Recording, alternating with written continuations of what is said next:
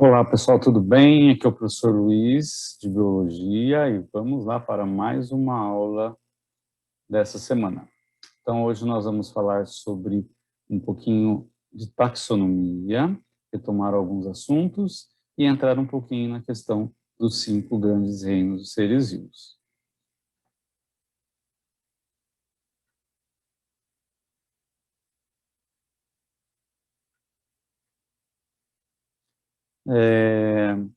Então, vamos lá.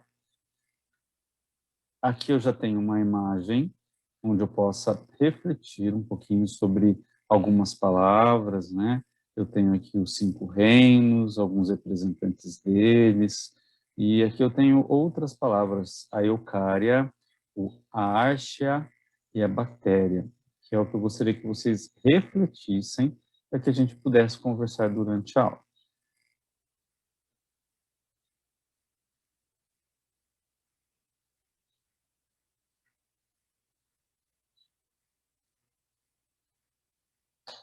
As habilidades, então, dessa aula são reconhecer as categorias taxonômicas utilizadas na classificação dos seres vivos, então, uma retomada da aula passada, e identificar e comparar os grandes grupos de seres vivos a partir de características distintivas.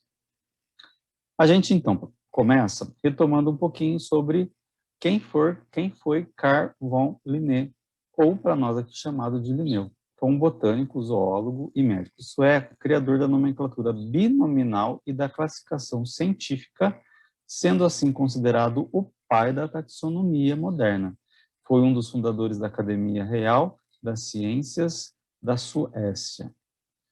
Então, Linneu, ele pensando na questão da biodiversidade, começou alguns estudos sobre como classificar os seres vivos, né? E em seus estudos, ele começou lá classificando em 2 grupos, ou os seres vivos eram considerados vegetais ou animais. E isso foi se passando, né? Ele foi se organizando, e os estudos se aprofundando, e ele foi colocando, então, determinações nesse estudo, nessa classificação, criando os táxons, né? Por isso, taxonomia. Então, ele colocou aí reino, filo, classe, ordem, família, gênero e espécie, como uma possível classificação geral dos seres vivos. Então, todos os seres vivos são classificados dentro desses táxons, né? Porém, quando ele fala de nomenclatura binominal, ele está falando desses últimos 2 táxons aqui, gênero e espécie. Então, quando a gente fala que o ser vivo tem nome e sobrenome, é porque nós estamos falando que ele é composto por 2 palavras, né, sendo que a primeira palavra é o gênero e a segunda palavra a espécie, que é o que nós vamos ver agora nesse próximo slide. Então, aqui eu tenho Felis catus, né, que é um nome científico de um ser vivo. Então, olha só, um resumo de toda essa nomenclatura binominal, né? Se você digitar, se você estiver digitando ele no seu computador, você tem que usar o itálico, que é aquela letrinha deitadinha. Se você estiver escrevendo, você vai usar o sublinhado, você vai sublinhar embaixo do nome científico do ser vivo que você colocar. Esse nome, então, ele representa a nomenclatura binominal, como eu disse a vocês, o gênero e a espécie. O gênero, ele vem sempre com a letra maiúscula e a espécie com a letra minúscula. Esses nomes, então, eles são latinizados, ou seja, eles são escritos em latim. Por quê, professor? Porque antigamente era a língua mais falada, né, no mundo todo. Ah, por que não em inglês agora? Porque antigamente era essa língua utilizada, né? E aí acabou por se ficar essa mesma língua até mesmo no surgimento de novos seres vivos. Existem outras regras dentro da nomenclatura binominal, né? Por exemplo, o cientista que descobriu um ser vivo, ele pode colocar o seu nome, enfim, assim como nós falamos na aula passada, mas vale a pena vocês consultarem um pouquinho mais e descobrirem mais informações sobre isso. Do resto, Isso é o geral da nomenclatura binominal proposta por Linné. Bom, identificando e comparando características gerais dos grandes grupos de seres vivos. É comum ainda nos dias de hoje encontrarmos nos livros e outros materiais didáticos a classificação dos organismos vivos em 5 reinos: o Monera, Protista, Fungi, Plantae e Animalia. Atualmente, sabe-se que essa classificação apresenta algumas falhas e que alguns reinos já não são mais considerados. Contudo, mantemos os estudos considerando os 5 reinos, mas trabalhando à tona também a classificação dos seres vivos mais aceita atualmente. Então, nós, professores de ciências e biologia, nós sempre explicamos, né, que os seres vivos, a partir da taxonomia, né, os seres vivos eles são organizados em 5 grandes grupos, que são esses aí: Monera, Protistas, Fungi, Plantae ou plantas e Animalia ou animal, tá? Mas a gente sabe que a ciência ela não é nada parada, né? Ela não é exata. Então as pessoas elas vão em busca das informações. Se elas não estão contentes em relação a determinada informação, através do método científico, elas novamente pegam aquela tese, reestudam, fazem experimentos, estudam novamente, constroem suas teses e apresentam para a comunidade científica. E realmente, por conta de toda essa diversidade, essas falhas aí que o texto traz são, na verdade, são informações que são pertinentes, né, e que já não se cabem mais a esses determinados reinos, né? Então, precisa se abrir um pouco mais o leque, por conta da diversidade biológica, para que a gente possa, então, continuar esse sistema de classificação. Então, vamos lá entender um pouquinho, né? Classificação bastante aceita nos dias atuais é aquela que compreende uma categoria acima desses 5 reinos, que nós chamamos de domínios. Essa classificação foi proposta por Carl Woese em 1977 e baseia-se em dados de filogenia molecular. De acordo com Woese, os seres vivos podem ser agrupados em 3 domínios: Archaea, bactéria e eucária. Então, vamos tentar entender melhor isso daí. Vamos lá. 3 domínios. A classificação, então, de 3 domínios proposta por Woese, em 1977, divide os seres vivos em 3 grupos: o Archaea, bactéria e eucária. Aqui vai falar um pouquinho sobre essa questão de alguns organismos vivos apresentarem características muito marcantes que permitem classificá-los em grupos bem definidos.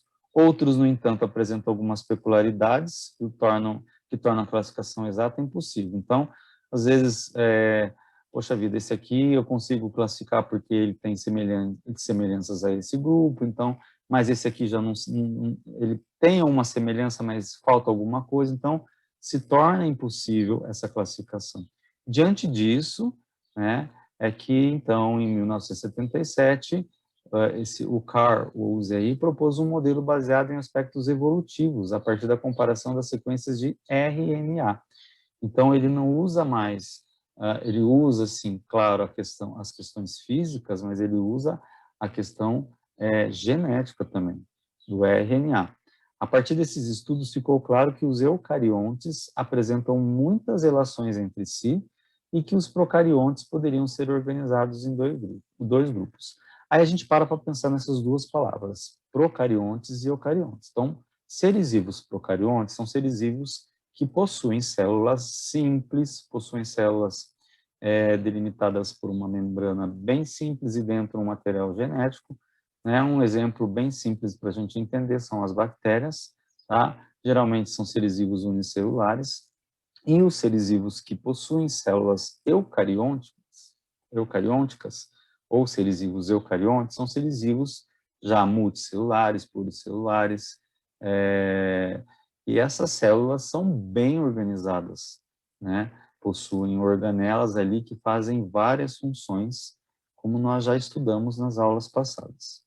Tá bom? Então, é importante essas 2 palavras serem revistas por vocês: procariontes e eucariontes. Os seres vivos passaram, então, a ser classificados em 3 subdivisões principais, denominadas de domínios, uma categoria acima do reino. Os 3 domínios existentes, já falamos, Archaea, Bactéria e Eucária. Sim, olha só, coloquei bem grandão aqui para vocês anotarem, tá? Archaea, Bactéria e Eucária. Então, estão acima dos 5 reinos, tá? Acima dos 5 reinos. Vocês vão perceber que eles não saem, os 5 reinos não somem, mas sim, eles se acoplam a esses domínios, né? Então, vamos lá, ó. Vamos falar um pouquinho de cada um deles. O Archaea, o domínio Archaea é representado por organismos geralmente quimiotróficos e procariontes, tá? Que não possuem membrana nuclear. Muitos dos representantes são extremófilos, ou seja, são organismos que são capazes de viver em condições extremas, ou seja, vivem em locais muito quentes, muito frios, locais onde existem muito sal, locais onde existem gases tóxicos, né, extremamente quentes. Então, assim, são seres vivos resistentes, tá? Por viverem em muitos locais consideráveis inabitáveis pela maioria dos seres vivos, alguns autores afirmam que os organismos desse domínio estabelecem os limites da tolerância dos seres vivos.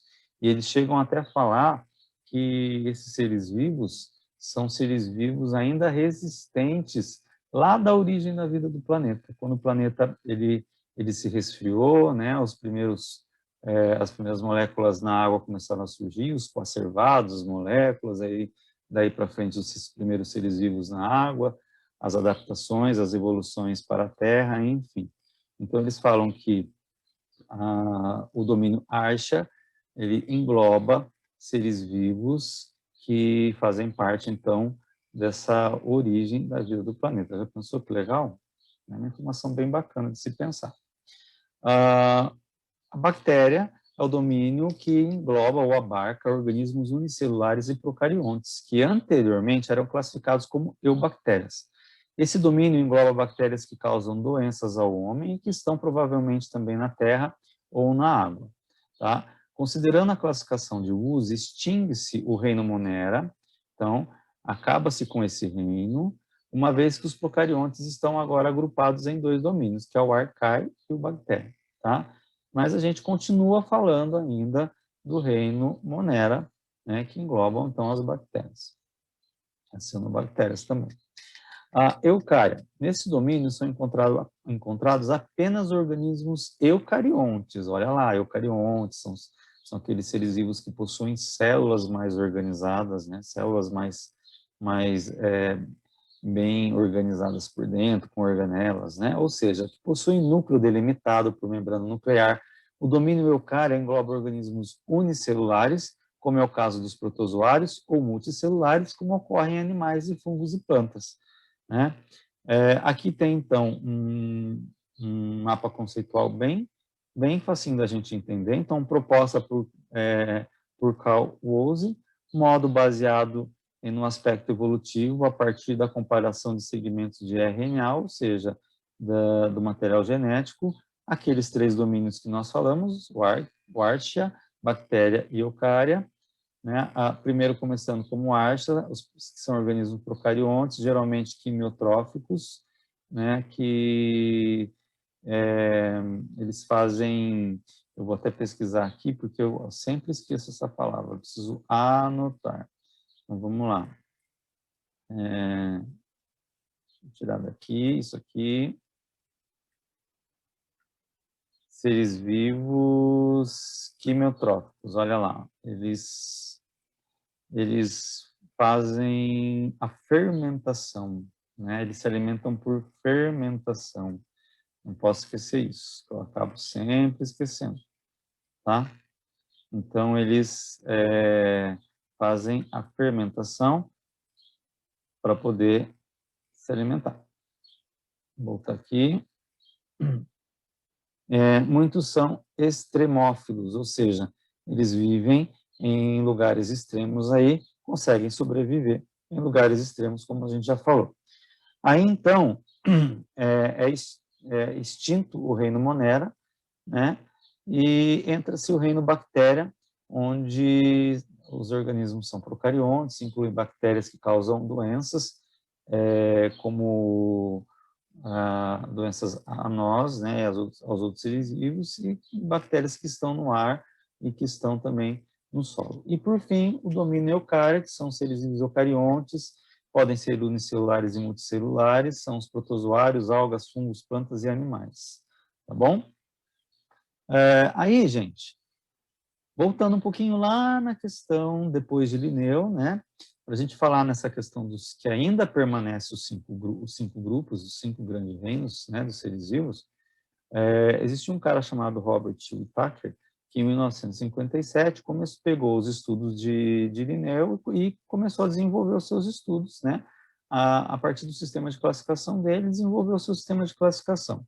Então, existiam 2 grandes grupos, provavelmente, que eram as plantas e os animais. Então, ele começou a organizar esses indivíduos em um sistema de 3 reinos, né? Então, ele começou a pensar, então, que os seres vivos eles poderiam ser considerados, classificados como produtores, que eram as plantas, consumidores, os animais, e os decompositores, os fungos e bactérias, né? Muito vaga ainda essa ideia concebida por ele, né? Aí ele pensou em algumas situações, né? Ele foi revendo a sua teoria, aquilo que ele foi, né? Através do método científico, ele foi vendo que algumas coisas ele estava errado, principalmente a questão do reino protista, tá? E em 1979 aqui está até erradinha a data, né? Ele fecha, então, a ideia de que os seres vivos, eles serão classificados em 5 grandes grupos, sendo do primeiro até o quinto, o primeiro mais simples e do quinto para o quinto mais complexo. Então, o primeiro, o reino Monera, segundo, protista, terceiro, fungos, quarto, plantas e 5, animal. Então, aqui temos, né, de baixo para cima, as bactérias, que é o reino Monera, os protistas, os protozoários, o reino dos fungos aqui embaixo, aqui no meio, as plantas e os animais do lado, tá bom? E aí, para a gente terminar, nós temos uma tabelinha muito legal também, e que fala sobre esses 5 reinos e alguns critérios, né, que determinam as características deles. Então, olha lá, tipos de células e organelas, tipos de organização celular, modo de nutrição, interações nos ecossistemas e os exemplos, né? Então, vamos falar um pouquinho do reino Monera. Reino Monera engloba, então, seres vivos procariontes, como vocês já falaram, não vou falar novamente, nós já falamos, né? Sem organelas membranares, tipo de organização celular, eles são unicelulares, vivem solitários ou em colônias, né? Como eles se nutrem, eles são autótrofos, né? Autotróficos, eles fazem a fotossíntese ou a quimiossíntese, como eu já disse a vocês, né? Eles podem também ser heterotróficos, absorvendo o material que eles mesmos produziram, tá? E dentro da cadeia alimentar, do ecossistema, eles são produtores, microconsumidores ou decompositores. Eles fazem um papel muito importante, que é quando eles se alimentam da matéria orgânica morta, né, eles fazem um processo, né, dentro desse processo químico, eles liberam gases, pode ser até fatal, né, está passando na frente de um bicho morto, sente aquele fedor que fala carniça, mas na verdade é enxofre. As bactérias, os fungos estão agindo ali, elas estão se alimentando e decompondo esse ser que está morto. Essa questão de decompor, eles estão devolvendo para o solo os nutrientes que aquele ser vivo possui, né? Que estavam no corpo dele. E isso é bacana porque deixa o solo fértil, tá? O reino protista, então, a gente já vai vendo que vai caminhando para uma evolução maior. São seres vivos que as células já são eucarióticas, possuem um núcleo, possuem mitocôndrias, alguns ainda com cloroplasto, né? Que também nós vamos ver lá nas plantas, que são responsáveis pela coloração das plantas e também pela fotossíntese. A organização celular, eles são unicelulares, podem ser solitários, na sua maioria, alguns vivem em colônias e outros podem ser multicelulares ou pluricelulares, né? Em relação à nutrição, eles são autótrofos, fazendo a fotossíntese, e heterótrofos, através da absorção e ingestão dos alimentos. Eles são, então, dentro dos ecossistemas, eles são produtores micro ou macro consumidores. O reino fúngico, ou dos fungos, eles possuem células eucarióticas, já com núcleo, mitocôndria, não possuem cloroplastos, a parede celular tem um pouco de quitina lá, né? É formada de quitina. Eles podem ser, em relação à organização celular, multicelulares, né, grande parte. O modo de nutrição deles, heterótrofos, né? Eles absorvem o alimento já produzido, e eles são microconsumidores dentro dos ecossistemas. As plantas e os animais são parecidos, né? As células das plantas são eucarióticas, têm núcleo já desenvolvido, mitocôndrias, tem o cloroplasto, que é a organela que dá cor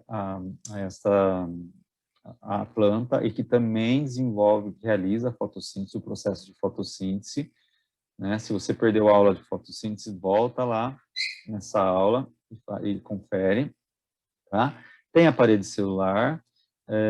Em relação à organização celular, eles são multicelulares, né? Com diferenciação celular ou pluricelulares.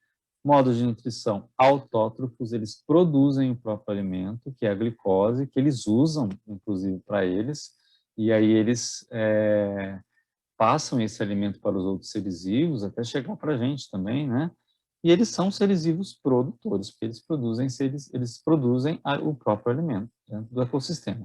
E o animalia, o reino animal, as células são eucarióticas, um núcleo bem delimitado, tem mitocôndrias, não tem cloroplastos, né? E nem parede celular.